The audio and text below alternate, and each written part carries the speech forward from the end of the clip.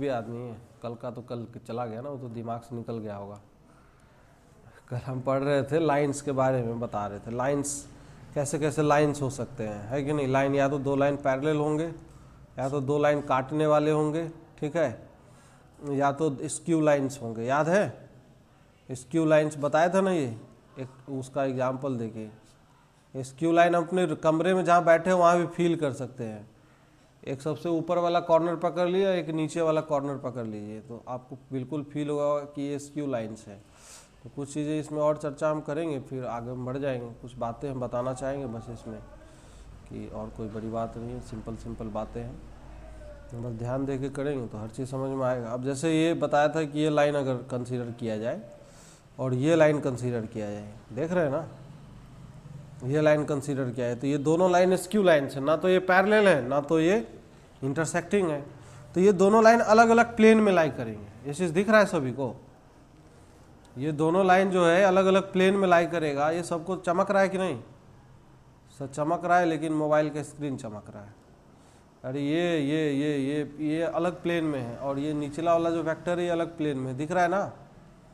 तो इसको skew lines को जो है ना, दिस स्क्यू लाइंस को हम बोलते हैं नॉन कोप्लेनर लाइंस भी बोलते हैं। This is also called non coplanar, मतलब एक प्लेन में नहीं है, नॉन कोप्लेनर लाइंस, ठीक है। और ये दोनों जो है, या तो लाइन अगर पैरेलल होंगे तो ऐसा हम एज्यूम कर सकते हैं कि एक प्लेन दोनों को कंटेन करेगा, और इंटरसेक्टिंग भी होगा तो भी लाइन प्लेन पे एज्यूम किया जा सकता है। तो इस केस में जो है ना, इसको बोलते हैं planar lines, planar coplanar lines बोलो ज़्यादा सही है, कोप्लेनर लाइंस। इसको हम कोप्लेनर लाइंस भी बोलते हैं। कोप्लेनर में दो चीज़ आ जाएगी, पैरेलल भी और इंटरसेक्टिंग भी, सही है। और नॉन कोप्लेनर में एक ही बात होगा, कभी भी अगर बोल दे लाइंस आर स्क्यू और non coplanar, both are the same language, don't be confused with the language of the question. समझ में आ रहा है ना। तो कैसे चेक करेंगे, एक एग्जाम में तो ऐसे डायग्राम बना के थोड़े देगा, एग्जाम में तो इक्वेशन लिखेगा। अब एग्जाम में इक्वेशन लिखेगा, from that equation you will have to interpret कि वेदर द लाइंस आर क्या है, इंटरसेक्टिंग और स्क्यू लाइंस। पैरेलल तो तुरंत दिख जाएगा, समझ में आ रहा है ना। उससे भी पहले हम अभी एग्जाम्पल लेने से पहले हम ये समझाना चाहेंगे थोड़ा सा कि position vector in terms of tried of और आई जे के फॉर्म में लाइन को लिखना, पोजीशन वेक्टर वगैरह को रिप्रेजेंट करना, वो चीज़ थोड़ा सा हम देखना चाहेंगे। तो ट्राइड सिस्टम समझते हैं कि नहीं, ट्राइड मतलब right hand system, right hand system जो फॉलो करता है, राइट हैंड थंब रूल को फॉलो करे, राइट हैंड वाला सिस्टम, वो तो हम दिखा नहीं सकते, लेकिन आप लोग को पता होगा, थोड़ा बहुत तो जानकारी होगा। ये राइट हैंड में ये होता है एक्चुअली में। देखिए क्या होता है ना, जैसे ये समझिए कि इस तरीके से ये एक्सिस है, ठीक है, दीज आर द एक्सिस, ये एक्सिस है, इस तरीके से बना हुआ है। ये जेड एक्सिस है, ये मान लेते हैं हम एक्स एक्सिस है, और ये वाई एक्सिस है। तो एक्स से वाई की तरफ क्रॉस करिए, मतलब एक्स पे हाथ रखिए और वाई की तरफ घुमाइए। तो जब घुमाएंगे तो अंगूठा आपका जो है ना ऊपर जेड की तरफ जाएगा, राइट हैंड से, right hand, this is called the right hand thumb rule. तो ऐसा नहीं कि कहीं भी एक्स कहीं भी वाई कहीं भी जेड ले लेंगे, ऐसा नहीं होगा। राइट हैंड थंब रूल को फॉलो करना चाहिए, बहुत इंपॉर्टेंट बात है। कई बार इसी बात पे भी क्वेश्चन बन जाता है कि नहीं। ये चीज़ समझ में आए कि नहीं सभी को, कि what is the right hand thumb rule. तो एक्स एक्सिस के अलोंग अगर मान लिया जाए, इसके अलोंग यूनिट वेक्टर जो है आई कैप है, और इसके अलोंग यूनिट वेक्टर जो है दैट इज जे कैप है, और इसके अलोंग यूनिट वेक्टर सब लोग समझते हैं पहले क्या होता है। कोई वेक्टर अगर ए है तो ए कैप किसको डिनोट करता है, यूनिट वेक्टर को। यूनिट वेक्टर मतलब जिसका मैग्नीट्यूड क्या रहेगा, डायरेक्शन सेम रहेगा लेकिन मैग्नीट्यूड 1 हो जाएगा। समझ में आ रहा है ना। ए कैप इक्वल टू क्या हो जाएगा, vector a divided by mod of vector ए। उसे डिवाइड कर देंगे तो उसका यूनिट वेक्टर का मेन यूनिट वेक्टर का काम होता है डायरेक्शन लेने के लिए यूज किया जाता है। समझ में आ रहा है ना। अब एक कोई मान लेते हैं पार्टिकल है, कोई एक पॉइंट है इसी स्पेस में। अब 3D में बात चल रही है, नॉट इन 2D। एक पॉइंट है, इस पॉइंट को हमें लोकेट करना है, ऐसे लोकेट करना है, इस पॉइंट पे हमें पहुंचना है। जैसे मान लीजिए हमें पहुंचने के लिए मेहनत करना पड़ा, इस पॉइंट पे कैसे मेहनत करना पड़ेगा, कि रूम में फील कर सकते हैं आप, रूम में जैसे एक पॉइंट बीच में ज्यूम करिए, तो एक्स एक्सिस के अलोंग मान लेते हैं हमें चलना पड़ा एक्स यूनिट चलना होगा, ठीक है। और वाई एक्सिस के अलोंग पैरेलल पहुंचने के लिए हम मान लेते हैं कि सर हमें वाई चलना पड़ा, तो वाई एक्सिस के पैरेलल चल गए ऐसे, और फिर इससे उठना पड़ेगा ऊपर की तरफ हवा में उठेंगे तब जाके हमें यहाँ पे पहुँच पाएंगे। बात समझ में आ रही है क्या सभी को? नहीं समझ में आ रही है? तभी हम इस पॉइंट पे पहुँच पाएंगे। समझ में आ रहा है? तो हम ये बोल रहे हैं कि अच्छा ठीक है, इतना मेहनत करना पड़ रहा है तो कोई बात नहीं है, तो यहाँ पे जेड चलना पड़ा, लेट सपोज दैट इस डायरेक्शन में Z, this distance is Z. तो हम ये बोल रहे हैं कि अगर ये एक्स आई कैप है, समझिएगा ध्यान से, एक्स एक्सिस के अलोंग चल रहा है, तो अगर वेक्टर डिफाइन करेंगे तो we will have to write it completely x i cap, और सिमिलरली ये वाला जो वेक्टर होगा नीचे की तरफ ये वाई जे कैप हो जाएगा। तो सर ये वाला वेक्टर क्या होगा? दिस वेक्टर पैरेललोग्राम बन गया ना ये। तो पैरेललोग्राम का ये जो डायगोनल होगा, ये डायगोनल क्या रिप्रेजेंट करेगा बताइए? X i vector plus y j vector दोनों का सम आएगा, मतलब x i vector plus of y j vector आएगा। सही है। अब हम बोल रहे हैं ये वाला जो वेक्टर है सर ये जेड के कैप है, मतलब जेड एक्सिस के पैरेलल था। तो हमें एक्चुअली मेन काम ये है, पोजीशन वेक्टर का क्या काम होता है?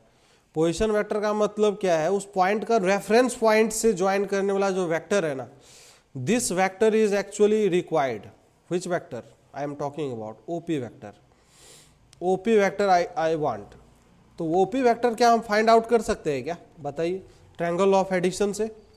बिल्कुल सर, ट्रायंगल ऑफ एडिशन से सर हम यहाँ से आए, फिर यहाँ से उठ के यहाँ पे चले आए, इस ज़मीन से उठ के, सतह से उठ के हवा में आ गए, मतलब हमें मेहनत करना पड़ गया इस पे पहुँचने के लिए। X i cap plus of y j cap, और फिर इस दोनों को अलग ऐड कर दिए, इसको अलग ऐड कर दीजिए, जेड के कैप। तो यही ओपी वेक्टर है। समझ में आ रहा है ना? तो this position vector P can be represented in terms of x axis के पैरेलल डिस्टेंस, वाई एक्सिस के parallel distance and Z axis के पैरेलल डिस्टेंस, और ये तीनों म्यूचुअली आपस में परपेंडिकुलर्स हैं। समझ में आ रहा है? तो ये इसका एडवांटेज ये है कि कैलकुलेशंस वगैरह ये सब डील करने में आसानी होता है। तो इसलिए पॉइंट पी को ऐसे भी रिप्रेजेंट कर देता है एक्स वाई जेड। तो ये वही चीज़ है, दिस इज सेम थिंग। कभी वेक्टर में लिख देंगे, कभी हम कोऑर्डिनेट में लिख देंगे। तो फीलिंग समझ में आया क्या? That feeling is important here to understand. ठीक है ना? तो इस प्रकार से राइट हैंड सिस्टम यहाँ पे फॉलो होता है। अब इसमें भी क्या है, वही फॉर्मूला वॉर्मूला सब काम करेगा। जैसे सिंपल बातें हैं, जैसे दो पॉइंट है, एक पॉइंट का दिया हुआ है सर, कोऑर्डिनेट दिया है x1 y1 z1, और चाहे पोजीशन वेक्टर बोल दे, कोऑर्डिनेट बोल दे, एक ही बात है, x2 y2 और z2 है इस बी पॉइंट का। तो ए बी वेक्टर का अगर हमें ए बी लेंथ चाहिए, तो ए बी लेंथ के लिए क्या mod of A b vector करना पड़ेगा, है कि नहीं? वेक्टर निकाल लो और वेक्टर का मॉडुलस ले लो, लेंथ आ जाएगा। तो सर ए बी वेक्टर तो हमें पता ही है, क्या होगा ए बी वेक्टर बताइए, सभी लोग बताइए। अरे बताइए आत्मा सब, x2 minus of x1 I cap plus of क्या y2 minus of y1 J cap. सही बात है। फिर अगला क्या होगा, z2 माइनस ऑफ z1 के कैप। सही बात है। अब इसका मॉड अगर लेंगे तो मॉड सिंपली क्या हो जाएगा, under root of this is x2 minus of x1 का होल स्क्वायर। अभी खैर ये सब चीज़ें हम आगे चल के पढ़ेंगे, लेकिन थोड़ा सा इतना तो आइडिया होगा ही, है कि नहीं? जो ये मॉडुलस हो जाएगा, क्योंकि परपेंडिकुलर वेक्टर से इसलिए ऐसा लिख पा रहे हैं। I j and k are the perpendicular, dot product zero हो जाएगा। और यही तो डिस्टेंस फॉर्मूला होता भी है। अरे 2D में होता है तो जेड हटा दीजिए, तो डिस्टेंस फॉर्मूला किस में आ जाता है? 2D में आ जाएगा कि नहीं? तो फीलिंग है, उसमें भी कोई बात नहीं है, सब कुछ दिखता है यहाँ से भी। अच्छा, जो हम फिलहाल बात कर रहे थे, क्या करना चाह रहे थे समझिए। अब एज फॉर एग्जाम्पल जैसे दो लाइन का इक्वेशन लिखा हुआ है। लाइन का इक्वेशन याद है? Recall that equation of line. क्या था लाइन का इक्वेशन लिखने के लिए? वेक्टर फॉर्म में लाइन का इक्वेशन लिखने के लिए क्या क्या चाहिए होता है? अगर कोई लिख दे कि sir vector r equal to किसी लाइन का equation a plus lambda vector b, what do you mean by this? इससे क्या तुरंत मतलब आप लोग निकाल पाते हैं? जैसे ये दिखा तो आपके दिमाग में क्या घंटी बजा कि सर ये वैसा लाइन है जो किस पॉइंट से होकर गुजर रहा है? सर पॉइंट ए जिसका पोजीशन वेक्टर ए है, और ये लाइन किसके पैरेलल है? सर वेक्टर बी के पैरेलल है, इतना फील आया कि नहीं? अब ये सब फीलिंग वीलिंग नहीं आ रहा है तो जिंदगी बर्बाद हो जाएगा, समझ में आ रहा है? हाँ, ये बहुत इम्पोर्टेंट बात सब है। जैसे अब बात करते हैं, दो लाइन लिखा हुआ है, लाइन क्या लिखा हुआ है? एक लाइन r इक्वल टू लिखा हुआ है, this is i cap minus of j cap plus of k cap, okay, and this is lambda times of, this is 2i cap minus of j cap plus of k cap. This is the line L1, and line L2 is written as equation vector r equal to, this is j minus of k cap and plus of mu times of, this is 2i cap और plus 2j cap और minus of k cap. अब हमें ये check करना है कि ये line किस में है, ये 3D में लाइन लिखा हुआ है, वेक्टर फॉर्म में लाइन का इक्वेशन है, this is the called the vector form of the equation of the line. अब हमें ये चेक करना है कि whether the lines are intersecting और नॉट. क्या है लाइंस, इंटरसेक्टिंग है कि स्क्यू है? समझिएगा ध्यान से, बहुत इंपॉर्टेंट कॉन्सेप्ट डिस्कस होने वाली है. इंटरसेक्टिंग है या स्क्यू है या पैरेलल है, और पैरेलल है क्या है? ये तीनों में से कौन क्या है, क्या कॉन्फ़िगरेशन है? तो पैरेलल के लिए तो देखिए कोई नहीं, पैरेलल के लिए तो सिंपल, अगर पैरेलल वेक्टर को चेक कर लेंगे, पैरेलल तो तुरंत पता चल जाता है. इसको चेक कर लेंगे, सर पहला लाइन के पैरेलल वेक्टर हमें पता है, दूसरे लाइन के पैरेलल वेक्टर पता है. अगर ये दोनों वेक्टर आपस में पैरेलल हो गए, कोलिनियर हो गए, तो इसका मतलब लाइंस आर पैरेलल है. How to check whether the vectors are parallel और नॉट? ये कैसे चेक करेंगे, पहले हमें ये बताइए. तो उसके लिए कोफिशिएंट का रेशियो देख लिया करिए. रेशियो अगर सेम रहा करे, जैसे आई का कोफिशिएंट यहाँ पे कितना है? अरे बोलिए आत्मा सब, आई का कोफिशिएंट कितना है? यहाँ पे 2 है, और यहाँ पे 2 है सर, 2/2 आ गया. चेक करते, जे का कोफिशिएंट यहाँ पे सर -1 है, नीचे में 2 है, और फिर 1/-1 है. क्या इक्वल है क्या सारे के सारे? नहीं sir, they are not equal. तो इसका मतलब ये पैरेलल नहीं है लाइन. सही है, पैरेलल तो तुरंत खट से चेक हो जाएगा, लाइन का इक्वेशन देखते ही चेक हो जाएगा. नाउ बात आती है कि सर ये लाइन इंटरसेक्टिंग है या स्क्यू है. तो अगर ये लाइन इंटरसेक्टिंग होगा तो we must get a unique point of intersection, और लाइन स्क्यू होगा तो कोई पॉइंट ऑफ इंटरसेक्शन नहीं आएगा. इतना समझ में आता है क्या पहले? तो सर ये कैसे चेक करेंगे? तो लाइन L1 से तो हम सॉल्व करते हैं, line L1 equal to solve. Now you have to solve this, ठीक है. L1 इक्वल टू L2 करना होगा. तो L1 इक्वल टू L2 करेंगे तो बताइए, I का कोफिशिएंट ऊपर वाले में पहले लाइन में क्या क्या आएगा? I का coefficient 1 + 2 lambda I cap, okay fine. Now J का coefficient -1 minus of lambda J cap, fine. Now K का कोफिशिएंट क्या है बताइए सभी लोग? 1 plus of lambda K cap. And line L2 में बताइए, I का कोफिशिएंट इधर तो सर 0 है, 2 म्यू आएगा, ठीक है, 2 mu I cap, fine. Now J का कोफिशिएंट 1 प्लस ऑफ 2 म्यू आएगा J कैप, एंड K का coefficient -1 minus of mu K cap, fine. किसी को कोई दर्द है? नहीं है. अब दोनों को इक्वेट करेंगे तो क्या क्या इक्वेट कराना होगा? Sir coefficient of I cap, सही है. फिर दूसरा क्या इक्वेट कराना होगा? Sir coefficient of J cap, क्योंकि I J और K कोलिनियर वेक्टर्स है कि नॉन कोलिनियर है? सर ये पता नहीं. अरे चंपटों, सबके बीच में एंगल 90-90 है ना, तो 90-90 है तो ये सब नॉन कोलिनियर है ना. तो नॉन कोलिनियर है तो डायरेक्ट कोफिशिएंट इक्वेट कर सकते हैं. तो वहीं से लैम्डा और म्यू में इक्वेशंस जनरेट होगा. तो 1 + 2 लैम्डा इक्वल टू उधर क्या है? This is 2 mu, and second equation you will get what? बताइए सभी लोग. -1 minus lambda equal to 1 + 2 mu, and third equation you will get what? बताइए बताइए, शर्माइए मत, शर्मा रहे आप लोग. 1 + lambda equal to -1 minus of mu, सही है. अच्छा हमें ये कॉमन सेंस से बताइए कि सर यहाँ पे अननोन कितने हैं ये तीनों इक्वेशन में? How many unknowns are there? और इक्वेशन कितने हैं? आसानी से निकल जाएंगे, बहुत सही. लेकिन आपने ये नहीं सोचा कि ऐसा कभी कभी ऐसा क्यों है? ऐसा क्यों है कि सर अननोन 2 ही है, इक्वेशन 3 है? तो ऐसा तो कुछ भगवान ने बनाया है, तो कुछ तो बात होगी. क्या बात है, कोई बता सकता है हमें? क्या राज की बात है? उस तीसरे इक्वेशन का क्या मतलब है? तीसरा इक्वेशन आने का क्या मतलब है, उसका क्या एडवांटेज होगा भाई? सॉल्व तो दो ही से हो जाएगा ना। हाँ बोलिए बोलिए, सही, कुछ कुछ सही बोल रहे हैं। हाँ बिल्कुल सर, पहले किसी भी दो इक्वेशन को आप पकड़ लीजिए, उस दोनों को सॉल्व कर डालिए। अब जैसे सॉल्व हो जाए उसके बाद लैम्डा और म्यू का वैल्यू आएगा, वो तीसरे में रख के चेक करना पड़ेगा। अगर तीसरे इक्वेशन को सेटिस्फाई करेगा इसका मतलब all three equations are consistent, otherwise तभी एक यूनिक पॉइंट ऑफ इंटरसेक्शन आएगा। नहीं तो अगर सेटिस्फाई नहीं करेगा तो यूनिक पॉइंट ऑफ इंटरसेक्शन नहीं आएगा। तो नहीं आएगा तो इसका मतलब लाइन क्या हो जाएगा सर? स्क्यू लाइन हो जाएगा। यही इसीलिए तीसरा इक्वेशन है यहाँ पे। समझ में नहीं आया? अरे चमका कि नहीं? अरे भूत प्रेत सब है, सब चमक रहा है भाई।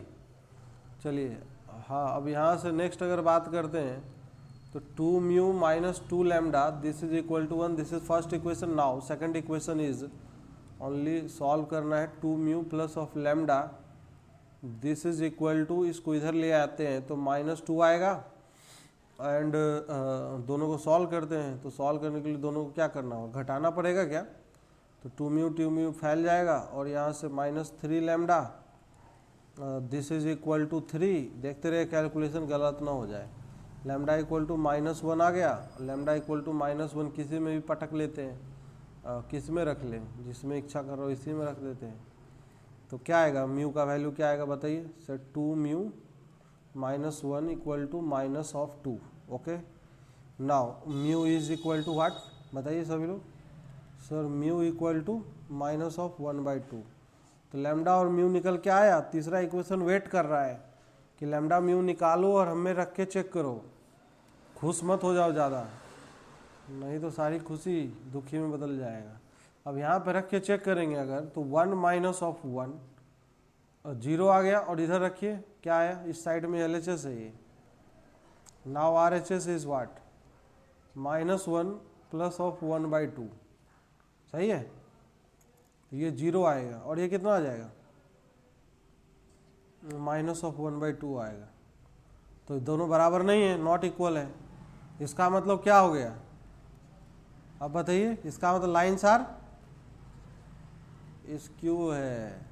अभी और तरीके हैं, आप पढ़ेंगे आगे चल के, क्रॉस डॉट सब पढ़ेंगे तो बताएंगे तरीका और भी है लाइन स्क्यू लाइन्स पता करने का कि इंटरसेक्टिंग क्या है।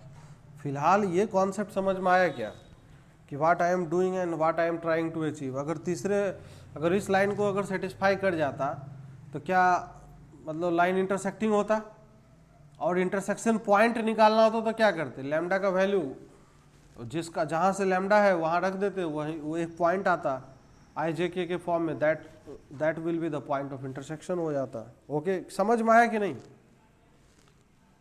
ठीक है ना? क्या किए, प्रोसेस समझ में आया क्या? कुछ नहीं है, बहुत सिंपल सा काम है। ठीक है, लाइन सारे स्क्यू है तो क्या हम इसको नॉन कोप्लेनर लाइन भी बोल सकते हैं? नॉन कोप्लेनर लाइंस एक ही बात है। ठीक है ना, घबराना नहीं है, बहुत सिंपल बातें हैं। नॉन कोप्लेनर लाइंस, चलिए एक मैं देता हूँ और सब लोग उसको चेक करेंगे, सावधानी से दुर्घटना ना हो जाए और गलती ना हो जाए। ठीक है, दुर्घटना नहीं करने हैं। चलिए एक सेकंड देखते हैं, अभी कहाँ गया, एक डेटा उठाना पड़ेगा। अच्छा एक चीज़ हमें ये बताइए, कॉमन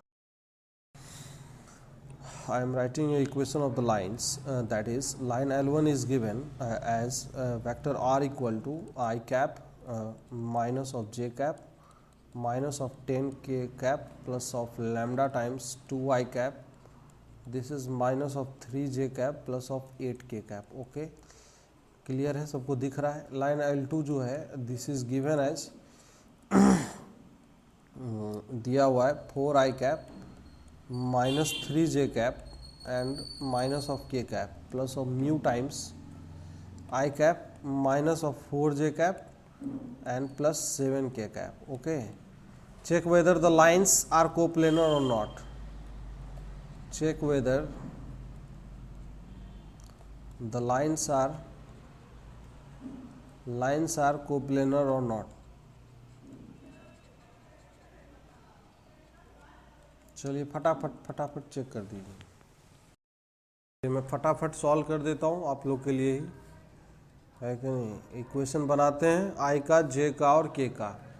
तो आई का सर 1 + 2 लैम्डा पहले वाले से, दूसरे वाले से 4 + म्यू, सही बात है सर। दूसरे पहले वाले से जे का -1 - 3 lambda, this is equal to -3 - 4 mu, सही बात है, सच्ची बात है। फिर के का coefficient -10 plus of 8 lambda, this is equal to -1 + 7 mu. Okay fine. Now any two equations जो पसंद आ रहा हो आप लोग को, कौन सा पसंद आ रहा है, 2 lambda - mu, this is equal to 3, and हम इस दोनों को उठा ले रहे हैं, अब सॉल्व करते हैं, ठीक है। तो चलिए 3 लैम्डा और lambda -3 lambda plus 4 mu, this is equal to constant term को एक तरफ, -3 - 1, दैट इज -2 आएगा। अब हम पहले वाले में क्या 4 से गुणा कर ले, तो ये 8 lambda -4 mu, this is equal to 12, और ये ऐसी -3 lambda plus 4 mu, this is equal to -2। दोनों को सॉल्व करेंगे, 5 lambda equal to 10, lambda equal to 2 आ जाएगा। अब लैम्डा का वैल्यू 2 किसी में भी रख लेंगे, जिसमें अच्छा लग रहा हो इसी में रख देते हैं, तो हमारे पास म्यू भी निकल के आएगा। तो ये चीज़ 16 - 4 mu, this is equal to 12, तो क्या आ गया जी, 4 म्यू इक्वल टू 16, तो mu equal to 1, and lambda equal to 2, सही है। तो रख देते हैं ना, इसमें चेक करते हैं, mu equal to 1 and lambda equal to 2, तो इसमें रखेंगे लैम्डा इक्वल टू 2, 16 6 आ जाएगा, और यहाँ रखेंगे म्यू इक्वल टू 1 6, मतलब बराबर है। तो इसका मतलब लाइन्स आर क्या है, यहाँ पे समझ में आ रहा है ना, यहीं से इंटरप्रिटेशन यहीं से होगा। लाइन्स आर इंटरसेक्टिंग है, इसका मतलब लाइन्स आर कोप्लेनर, ठीक है, कंफ्यूज नहीं होना है लैंग्वेज से। इसका सीधा मतलब है लाइन्स आर कोप्लेनर, ठीक है, लाइन्स आर कोप्लेनर लाइन्स है, सही है ना, इतना समझ में आया। तो अब इंटरसेक्शन पॉइंट निकालना हो तो भी निकाल लेंगे, लैम्डा का वैल्यू चाहे म्यू का वैल्यू, जो भी अच्छा लग रहा हो, म्यू का वैल्यू रख लीजिए, म्यू दोनों से सेम ही आएगा, लैम्डा का वैल्यू रख लीजिए चाहे म्यू का। तो पॉइंट क्या आ जाएगा बताइए, पॉइंट अगर निकालना होगा तो म्यू इक्वल टू 1 है, तो 5 आई कैप मतलब 5 - 7 हो जाएगा और 6 हो जाएगा, 5 - 7 और 6, दिस इज द आंसर। समझ में आया ना, कर लेंगे ना। अगर इंटरसेक्शन पॉइंट भी निकालना हो तो यही प्रोसेस अपनाना होगा, जो भी कुछ करना हो तो यही प्रोसेस हमें अपनाना होगा। कोई समस्या परेशानी नहीं है ना। नाउ नेक्स्ट, अगर इसमें बात करें, छोटी छोटी बातें हैं, जैसे test of collinearity of 3 points, एक हेडिंग है, छोटा सा हेडिंग, उसको हम डिस्कस करते हैं। This is test of collinearity, अरे लैम्डा और म्यू आ गया ना हमारे पास, ये रहा लैम्डा और ये रहा म्यू, कहीं पे भी रख दीजिए, इसमें म्यू का वैल्यू रख दिया, म्यू इक्वल टू 1 है, रखना आसान है। तो देखिए जब रखेंगे तो 4 और 1 5 हो जाएगा ना, तो जे को जे के साथ, के को के साथ मिलाते चलिए, सही है। हाँ, test of collinearity of 3 points, 3 point का कोलिनियरिटी का टेस्ट क्या है। तो एक्चुअली ये जो है ना, थ्योरी बस बता रहे, थ्योरी याद रखिए, क्योंकि स्टेटमेंट में पूछ सकता है, डायरेक्ट स्टेटमेंट ही पूछ देगा। कि स्टेटमेंट ये है कि 3 पॉइंट्स, यहाँ पे पहले स्टेटमेंट लिख दो, 3 पॉइंट्स A, B, C ऐसे लिखते हैं, with position vector, with PV मतलब position vector, with position vector A, B and C are collinear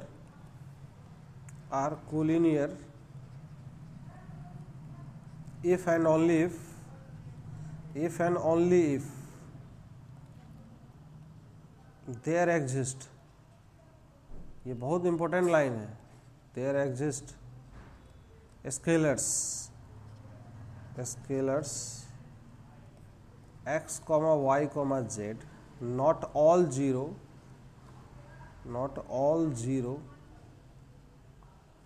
simultaneously,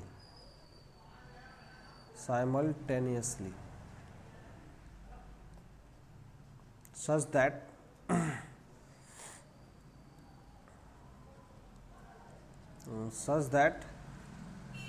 x vector a plus of y vector b plus this is z vector c is equal to null vector and यहाँ पे scalar का sum x plus y plus z equal to 0। ठीक है, अगर ऐसा hold करेगा तो 3 point collinear हो जाएंगे। 3 पॉइंट कोलिनियर का मतलब एक लाइन में। अब ये सर ये कैसे क्या कहाँ से आ गया किधर से आ गया, इसका मतलब समझ में आया? पहले मतलब ही समझ में नहीं आया होगा, तूफानी चीज़ लिख दिया हमने। सर हमें अंग्रेजी तो इतना ज़्यादा पल्ले ही नहीं पड़ता। तो देखिए मैं समझा रहा हूँ, अगर हम बोल रहे हैं कि ये जो पॉइंट ए है इसका पोजीशन वेक्टर ए है, ऐसा ये पॉइंट बी है पोजीशन वेक्टर बी है, और point C position vector c है। 3 पॉइंट कोलिनियर है, point with position vectors collinear है। तो ये बोला जा रहा है कि ऐसा तभी होगा जब 3 scalar x y z, scalar और वेक्टर समझते हैं ना, स्केलर, और साथ ही साथ तीनों जीरो नहीं होना चाहिए। नहीं तो तीनों जीरो अगर हो जाए तो फिर तो सभी को जीरो बना देगा, कोलिनियर हो चाहे ना हो। समझ में आ रहा है? इसलिए बोला नॉट ऑल जीरो साइमल्टेनियसली, और साथ ही साथ x plus y plus z का वैल्यू जीरो होगा, तभी ये कोलिनियर पॉइंट बनेगा। ये कैसे हो रहा है? तो देखिए इसको बहुत आसानी से समझ सकते हैं। अगर ये तीनों एक ही लाइन में है तो ये तो ऑब्वियस सी बात है कि सर ये जो बीच वाला पॉइंट है किसी न किसी रेशियो में डिवाइड करेगा इसको। मान लेते हैं λ/1 के रेशियो में डिवाइड करेगा। ठीक है, तो हम अगर रिलेट करेंगे तो वेक्टर बी को क्या लिखेंगे? Lambda vector c plus vector a divided by क्या लिखेंगे? λ+1 लिखेंगे। अरे हाँ कि ना बोलिए, अरे हाँ कि ना भैया, समझ में आ रहा है इतना? अब यहाँ पे अगर इधर ले जाएंगे तो λ+1 vector B minus lambda vector C और minus of vector A, this is equal to 0। अब चमका? कुछ नहीं चमका सर, कुछ नहीं चमका। कितने लोगों को चमका? चमक रहा है, चमक रहा है, लेकिन कुछ और चमक रहा है। -1 times vector a plus minus of lambda vector lambda plus of 1 vector b, lambda plus 1 vector b, and this is minus of lambda vector c, this is equal to null vector. Now अब understand करिए, चीज़ों को समझिए, यहाँ पे understanding है। अगर हम इसको x बोल दें और इसको y बोल दें और इसको z बोल दें, क्योंकि सब स्केलर्स है ना, तो आपको क्या दिखाई देगा? Sir x vector plus y भी vector plus z c vector equal to null vector हो रहा है। और x plus y plus z जोड़ के देखिए, सब जोड़ के देखिए, ऐड करके देखिए, and x plus y plus z क्या आ रहा है? 0 आ रहा है कि नहीं आ रहा है? नहीं आया, नहीं समझ में आया कुछ भी। तो ये प्रूफ समझ में आया क्या? प्रूफ का अंडरस्टैंडिंग क्रिएट हुआ आप लोग के दिमाग में। इफ एंड ओनली इफ का मतलब समझते हैं पहले क्या होता है? वो आधा नहीं, दोनों तरफ से होल्ड करेगा चीजें। मतलब this condition is given then also the point should be collinear. ये प्रूफ का फर्स्ट पार्ट है। ये ग्रुप थ्योरी सब आप लोग बिल्कुल नहीं पढ़े ऐसा लग रहा है। ग्रुप थ्योरी का जो दुनिया है ना, उसमें इफ एंड ओनली बहुत चलता है, दोनों तरफ प्रूफ। हाँ, उल्टा भी प्रूफ करना होगा। मतलब ये चीज़ें मतलब सीधा सीधा अभी ये हम माने हैं, अभी फर्स्ट पार्ट में गिवन ये मान लिए थे, गिवन ABC आर कोलिनियर। ठीक है, ABC कोलिनियर माने हैं, तो ये कंडीशन हमने निकाला है। अब नाउ हाँ, this is necessary condition, now second part is sufficient condition, ऐसे भी बोल सकते हैं, एक ही बात है। सेकेंड पार्ट में अब गिवन ये मान लेंगे, समझिए, गिवन ये मानेंगे कि व्हाट, क्या, x vector plus of Y b vector plus of z c vector equal to null vector. देखिए प्रूफ बताने के पीछे कोई और लॉजिक नहीं होता, एक ही लॉजिक होता है कि कॉन्सेप्ट उससे बहुत मजबूत होता है। जनरली लोग उसको बहुत नेगलेक्ट करके चलते हैं, लेकिन मेरा मानना है अगर सही से आप पढ़ाई कर रहे हैं तो नेगलेक्ट तो करना ही नहीं चाहिए। दिस इज इक्वल टू 0, तो then you have to prove that to TPT, to prove that, क्या प्रूव करना है? Point with position vector a, point with position vector b and point with the position vector c are collinear, ये prove करना है ना। तो sir ये कैसे प्रूव करेंगे सेकेंड पार्ट? तो बहुत सिंपल है, बहुत आसान है। देखिए इसको मैं करके बताता हूँ, यहाँ से भी कॉन्सेप्ट निकल के आएगा। कॉन्सेप्ट क्या निकल के आएगा सर, ये समझते हैं। कॉन्सेप्ट ये निकल के आएगा, और इस वाले से अगर जेड का वैल्यू निकाल ले तो जेड का वैल्यू सर -x + y, ठीक है, पहले वाले में रख देते हैं, तो x A vector plus of why we vector this is equal to minus times of z c vector लिख सकते हैं। तो ये x plus of y vector c हो जाएगा। सही है, इसको रखा गया है इसमें, यहाँ पे, इधर यहाँ पे, ठीक है ना। तो ये अब यहाँ से अगर x प्लस वाई स्केलर है तो डिवाइड कर दीजिए, तो x A vector plus of why we vector divided by क्या आ गया, x plus Y this is equal to C. क्या फील हो रहा है इसको देख के? सर हमें इसको देख के कुछ फील नहीं आ रहा है। और ऐसा फील नहीं हो रहा है कि ये पॉइंट अगर ए है ये बी है, सोचिए ध्यान से, ये point with position vector a है और ये point with position vector b है, बीच में कोई ना कोई एक पॉइंट सी होगा। सर ऐसा पॉइंट होगा कि इसको y/x के रेशियो में डिवाइड करेगा ये। तो ऐसा कब होता है? ऐसा तब होता है जब सारे के सारे कोलिनियर होते हैं। सेक्शन फॉर्मूला कब होता है? एक लाइन के लिए होल्ड करता है ना। तो इस यहां से समझ में आ रहा है कि ये सब कोलिनियर है, ABC/R कोलिनियर हो गया कि नहीं? दोनों तरफ से प्रूव क्लियर है क्या? कॉन्सेप्ट समझ में आया? तो स्टेटमेंट भी याद रखना है। वैसे देखिए जनरली मैं बता दे रहा हूँ, अब हमें जो यूज करना है, व्हाट टू यूज, जब क्वेश्चन आएगा ना तो ये सब करने में हालत खराब हो जाती है, ये नहीं कर पाएंगे आप। क्या यूजफुल चीज़ क्या है वो मैं बता दे रहा हूँ। What is useful to test, useful to test test collinearity, collinearity test करने के लिए यूजफुल टूल क्या है वो हम बता दे रहे हैं, वो समझिए। यूजफुल टूल, तो टूल ये है कि भैया अगर 3 पॉइंट कोलिनियर है, एक ही लाइन में अगर अवस्थित है, तो ये पॉइंट का पोजीशन वेक्टर ए है और ये पॉइंट का पोजीशन वेक्टर बी है और यहाँ पॉइंट सी का पोजीशन वेक्टर सी है, तो क्या इसमें कोई 2 वेक्टर डिफाइन कर सकते हैं?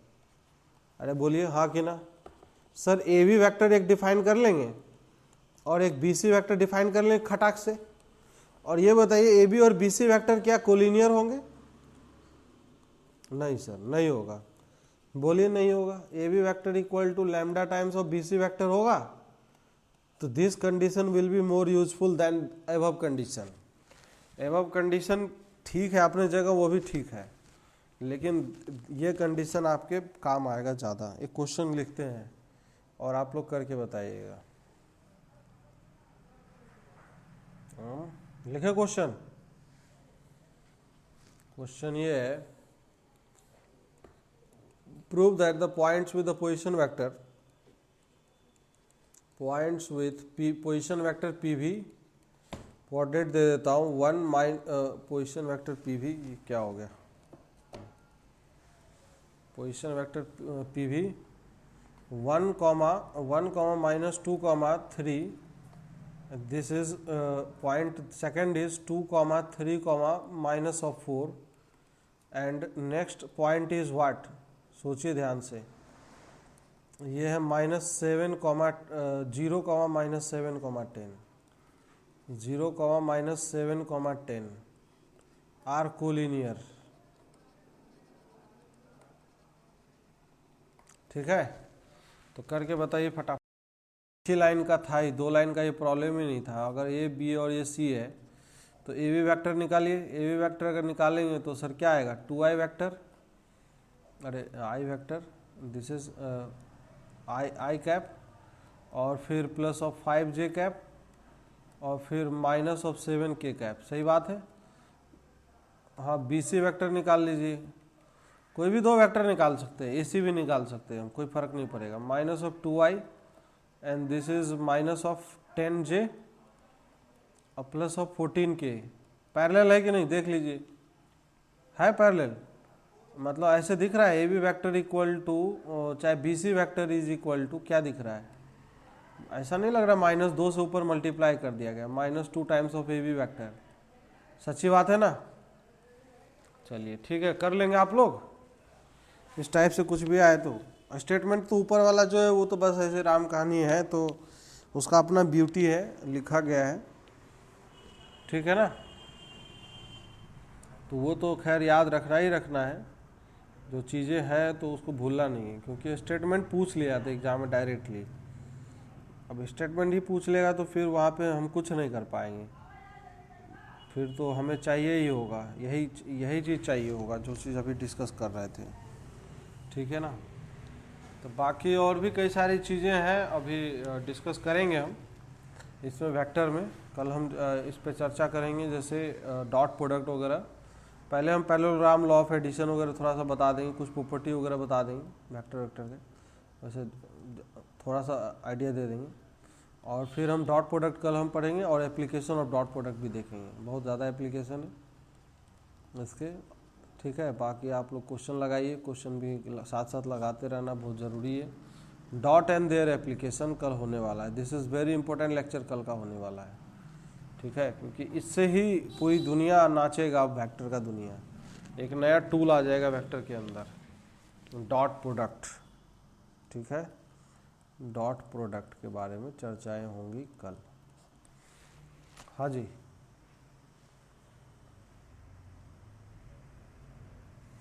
वीडियो यार, स्क्रीन रिकॉर्डर अभी जो